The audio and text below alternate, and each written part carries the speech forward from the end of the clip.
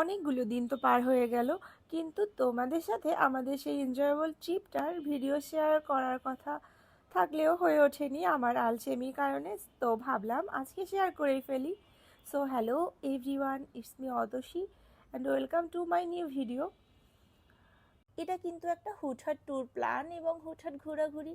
আসলে তোমরা তো জানোই বিয়ে বাড়িতে কত শত ব্যস্ততা, কত শত লোকজন থাকে বাসায়, সব কিছু মেনটেন করে একটা ট্যুর প্ল্যান করা কিন্তু প্রায়ই ইম্পসিবল। তারপরেও আমার এই অ্যাক্টিভ মামিরা আছে বিধায় আমাদের ট্যুরটা অনেক বেশি সিম্পল হয়ে গেছে। আর বড় কথা, আমাদের তন্ময় ব্রো ছিল, ও আসলে সকালেই ঢাকা থেকে এসেছে, আর ও এসেছে বিধায় কিন্তু আমাদের যাওয়াটা হচ্ছে। তার আগে পর্যন্ত কিন্তু একদমই অনিশ্চিত ছিল যে যাওয়া হবে কি না। তো ও সকালবেলা বাসায় এসেই বলেছে, বৌদি 2টার মধ্যে রেডি থাকবা।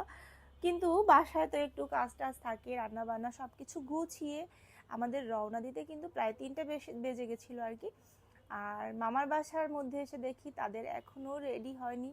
আসলে বিয়ে বাড়ি বলে কথা, তাদের একটু গুছাতে সময় লেগেছিল। তারপর আবার আমরা সবাই মিলে একই রকম ড্রেস পরার প্ল্যান ছিল, যদিও একরকম ড্রেস না পাওয়ার কারণে এক একজন এক একটা পরেছি। তারপর ওরা মার্কেটে গিয়েছিল, এ কারণে জাস্ট লেট হয়ে গেছিলো। আমরা 4টার দিকে রওনা দিয়েছিলাম আর কি।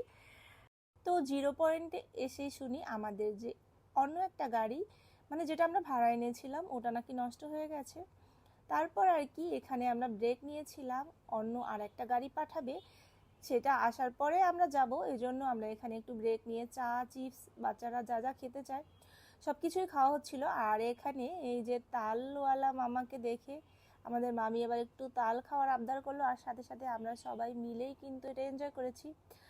আর এখানে আমাদের অনেক অনেক স্মৃতি আছে তাল খাওয়া নিয়ে। এক একজন এক এক স্টাইলে খাচ্ছিল, আমি আবার সেগুলো ভিডিও নিয়েছি। আর মামা অনবরত কেটেই যাচ্ছিল।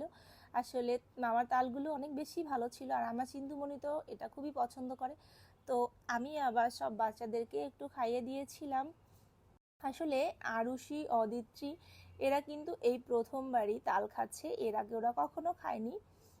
যাই হোক, আর এক একজন এক এক স্টাইলে খাচ্ছিল, চামচ দিয়ে কেউ, যদিও আমি এটা হাত দিয়ে খেতেই বেশি প্রেফার করি, কারণ চামচ দিয়ে ভালোভাবে খুঁচে খুঁচে খাওয়া যায় না। আর এখানে আমাদের নতুন জামাই তার ওয়াইফকে তাল খাইয়ে দিচ্ছিল, এটা কিন্তু বেশি সুন্দর ছিল। আর এই যে আমার ননদিনী খাচ্ছিল, তার গালে একটু লেগেছিল, সেটা আবার আমার ননদ জামাই পরিষ্কার করে দিচ্ছিল, এটা দেখতেই কি ভালো লাগতেছিল না। যাই হোক, আমাদের খাওয়া দাওয়া শেষে আমরা আবার রওনা দিয়েছি। আর এখানে আমাদের মামি ডাল ভাজা খাচ্ছিল, যদিও আমরাও এটা সবাই খেয়েছি। তো জুই আবার এটা ক্যাপচার